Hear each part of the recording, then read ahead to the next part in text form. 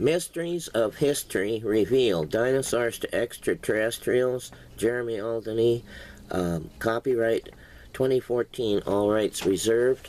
And we're starting on page 68, and this is number 12 in this series.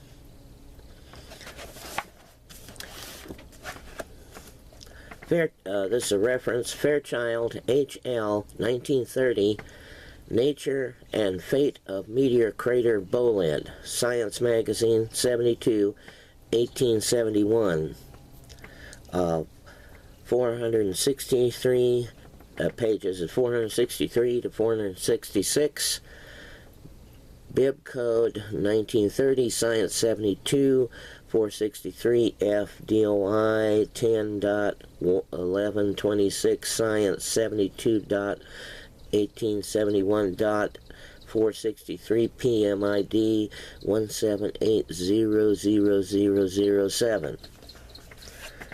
This is where the information came from Science Magazine, from the original article, which was Science Magazine 1871.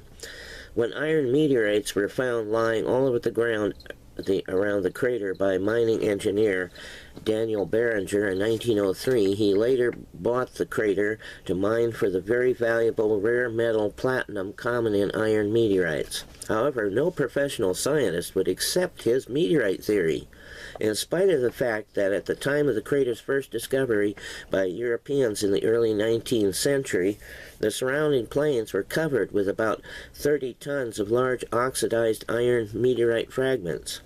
In spite of this, evolutionists claimed it was a volcanic explosion that formed the crater. They accepted conclusions by Grove Carl Gilbert, chief geologist for the U.S. Geological Survey, who investigated the crater in 1891 and deliberately concluded that it was the result of volcanic steam explosion in spite of the overwhelming evidence to avoid ridicule. Gilbert claimed to assume that if there were an impact crater, then the volume of the crater as well as meteoric material should be present on the rim. He was as dumb as I was when I could not find any meteorite material after I hiked all the way down to the pit in the center of the crater. I only found chalky white rock flour pulverized by the impact. Then I saw an illustration in the museum, and I said, "That's it. All the meteorite material was blasted in all directions outside the crater." Sure enough, I went outside the crater rim and found a rusty, oxidized meteorite fragment every 10 feet. About 1903, the crater was officially named by the traditional method of naming it after the nearest post office, which by coincidence was Meteor. Did somebody know something that the scientists didn't? Before that, it was called Canyon Diablo. Meteorites are often considered by native people to be a god or Satan cast out of heaven, so this area was named Diablo, which means Satan the accuser.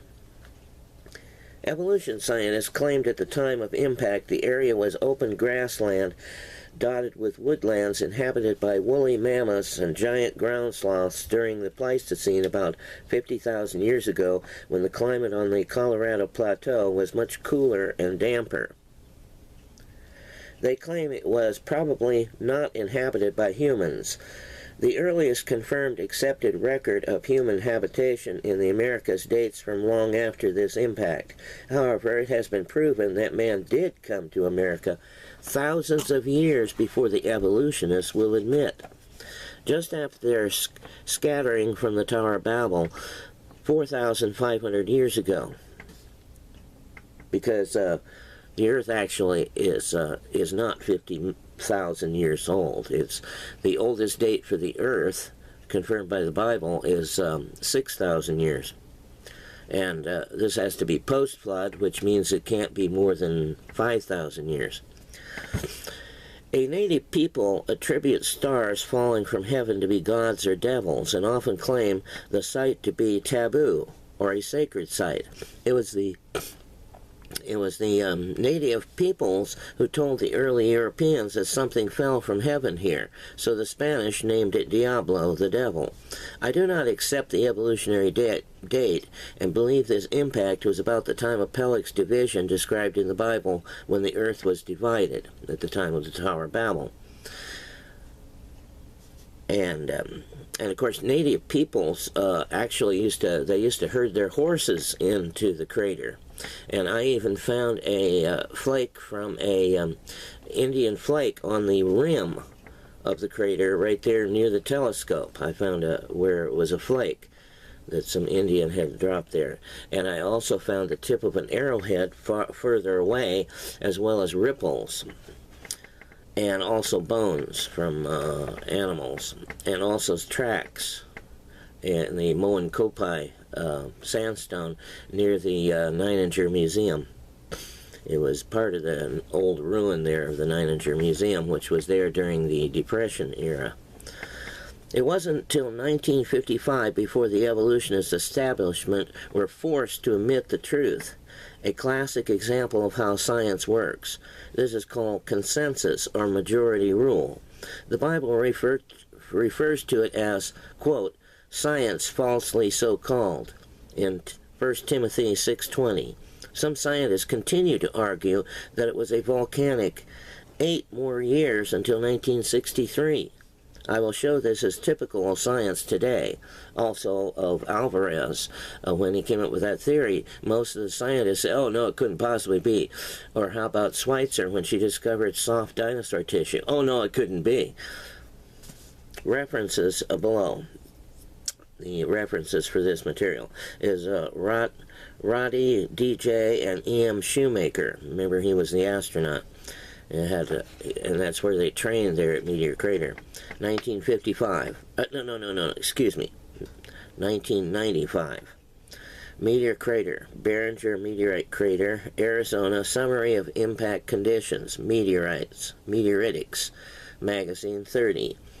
567 is probably the page. And Nijizumi K. et al. 1991. Insight to 10 BE-26A1 exposure ages at Meteor Crater, Arizona. Geochemica et Cosmochimica Acta. 55. It's a foreign language, of course. 55.9, looks like pages 2699 to 2703. Bib code 1991 GECOA 55.2699 and DOI 10.1016/0016-703791. That must be a date. And 90388-L. Arizona's meteorite crater was the first meteorite crater to be recognized by the scientific establishment. The second one was the Odessa meteorite crater in Texas. My discovery of craters at Meteor Crater. I visited Arizona's Meteor Crater in 1992, which is 3,900 feet in diameter. As I stood on the crater rim looking north, I looked for other craters, and I saw what appeared to be one out to the left. Searching satellite photos much later, just for this book, I discovered there is indeed another crater that is an exact miniature of the large main crater, but it was in the other direction, south of the main crater. And it was 3,000 feet north of the main crater and is 375 feet in diameter. Then I discovered in the satellite photos that there is another crater where I observed it from the main crater's rim, northwest of the main crater, about 1,400 feet west of Meteor Crater Road, about 3.5 miles from the main crater, which is 300 feet in diameter. I searched in vain but found no references to other craters at this site.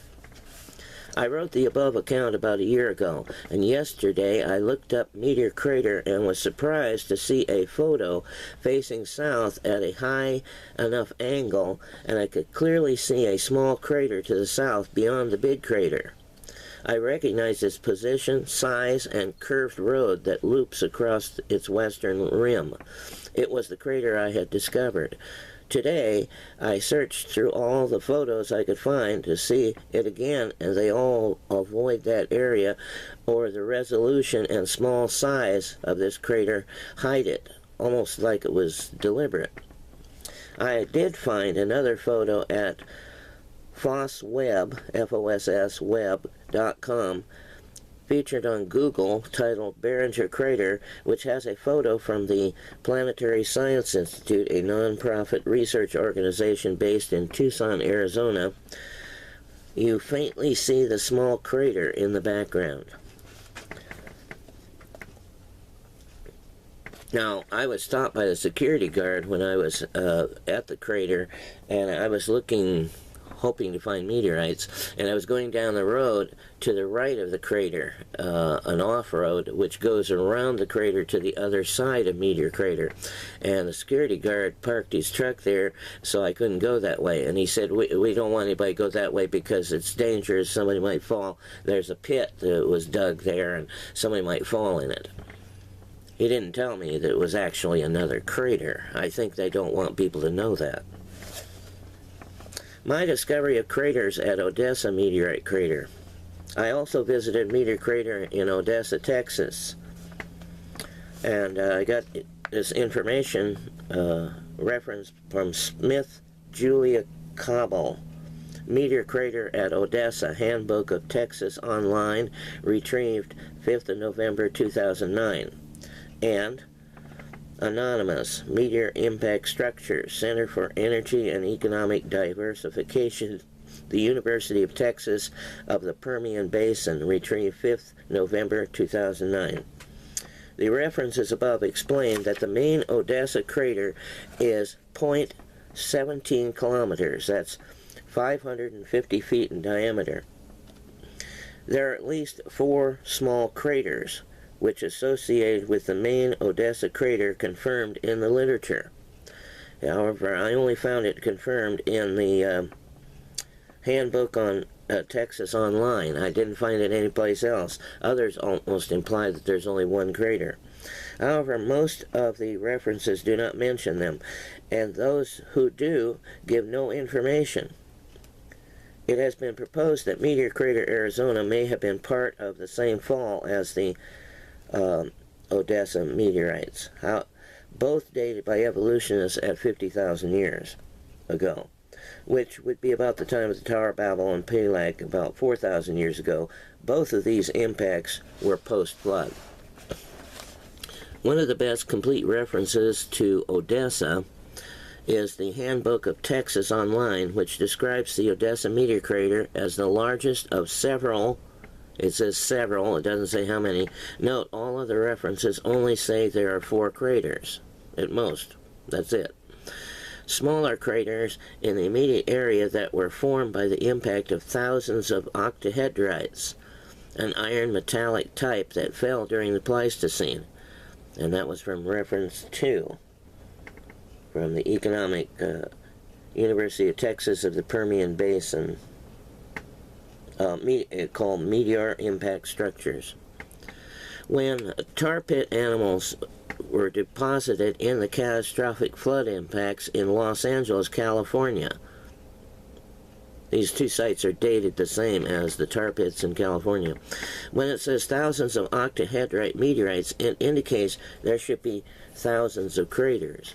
When I visited in 2000, I explored this site for half a day before there was a museum, and there was no one there. I observed a 1-foot shatter dome shaped like a small pyramid along one of the trails. A rock fractured into a pyramid by the blast. I saw rock flour pulverized by the impact, which was brought up when they drilled down. They had different layers they took samples of, and I got samples of every one of those layers. And I read the sign, I said, oh my goodness, I got samples of each one of those. I found several meteorite fragments. One was lying in front of one of the signs on the trail. There was an upthrust rim of sedimentary rock blasted from 30 feet below ground of tilted marine Cretaceous bedrock filled with masses of fossil marine oysters. Now, these marine oysters were deposited at the same time as the dinosaur tracks in Texas, in the Paluxy River. But the meteorite impacted after the flood in flood deposit. This crater was formed in Cretaceous rock formed during the flood. The impact was over 100 years later, and then the crater was filled with Pleistocene alluvium containing Pleistocene mammal bones from post-flood horse, elephants buried in another cataclysm. The website of the University of Texas of the Permian Basin that I just mentioned a reference before, UTPB Center for Energy and Economic Diversification, CEED, identifies 5 craters and shows a distribution map of meteorite fragments recovered. Most were found north and northwest of the main crater site, with only a few found to the south. They indicate that the structure of the main crater, because it was one of the earliest to be recognized and studied, is now used to name similar impact sites on a worldwide basis. Over 1,500 meteorites have been recovered from the surrounding area over the years. The largest, which weighed approximately 300 pounds or 135 kilograms, but excavations in the main crater confirm that there is no meteorite mass underground, and probably never has been, just like the crater at Arizona. Quote, "The art of documenting craters as being the result of meteorite falls is quite a new science," he said. Even as recently as 1960, geologists were arguing that the vast crater in Arizona was the result of a volcanic gas explosion, and that the thousands of meteorite fragments in the vicinity are a coincidence. This is just another example of how hard it is for people to accept something. Author's note, my note. When the evidence contradicts evolution. Odessa craters, on the other hand, are the best documented craters in the world. When we sank the shaft, we found fossils of Pleistocene horses, elephant teeth, and the bedrock was still fragmented beneath, he noted. This gives us some idea of the age, but what we really need to find is fossilized vegetation in the original soil to get carbon dating. Carbon is only used for recent deposits. I will continue this in the next section, and we're ending on page 72.